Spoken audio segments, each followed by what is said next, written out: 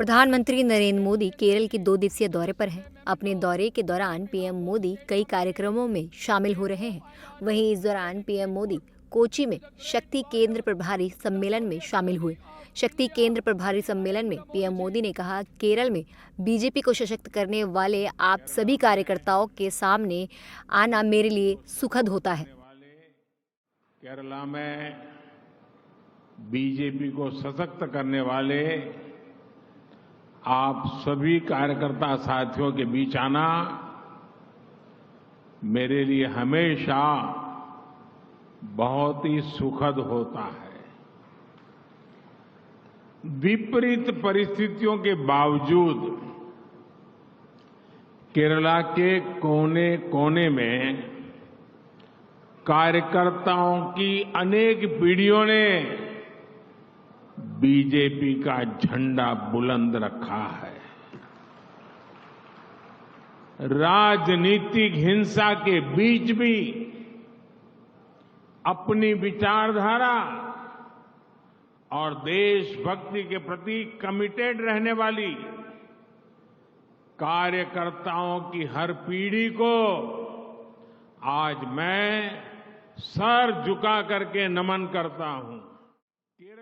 वहीं अपने संबोधन में पीएम मोदी ने कहा, हमने त्रिशूर में नारी शक्ति सम्मेलन के दौरान केरल बीजेपी पार्टी के कार्यकर्ताओं की क्षमता देखी।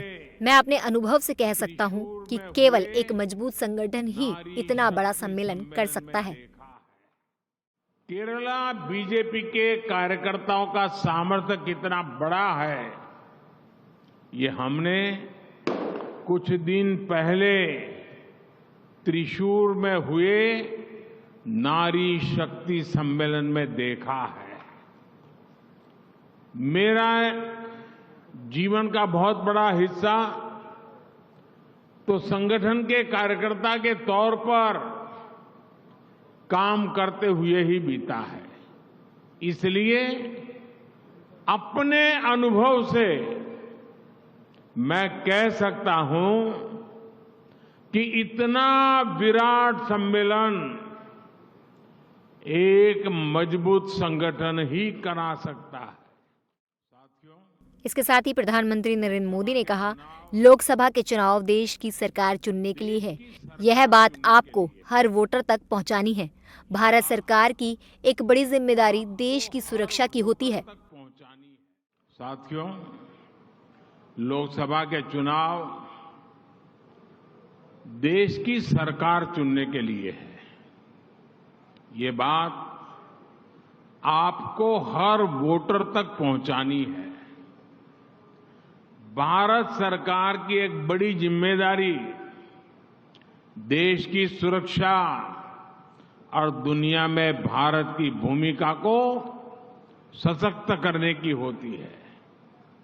हमें वोटरों को ये बताना चाहिए कि 10 वर्ष पहले तक जब देश में एक कमजोर और अस्थिर सरकार थी, तो आए दिन आतंकी हमले होते थे।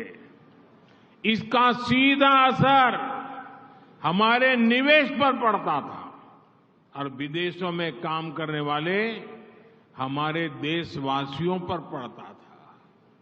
हमें उन्हें बार बार बताना होगा कि एलडीएफ, यूडीएफ का इतिहास किस तरह घोटालों का रहा है।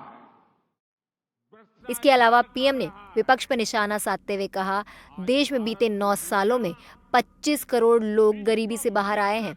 वहीं कांग्रेस के 5 दशकों के शासन में सिर्फ गरीबी हटाओ का नारा दिया गया। इससे पता चलता है कि हमने विकसित भारत का जो रास्ता चुना है वह सही है। हमें अपने मतदाताओं को यह बताना होगा कि 10 साल पहले देश में हर दूसरे दिन आतंकी घटनाएं होती थी, जिससे निवेश और विदेश में रहने वाले हमारे लोग प्रभावित होते थे। एलडीएफ और यूडीएफ गठबंधन का घोटालों का इतिहास रहा है।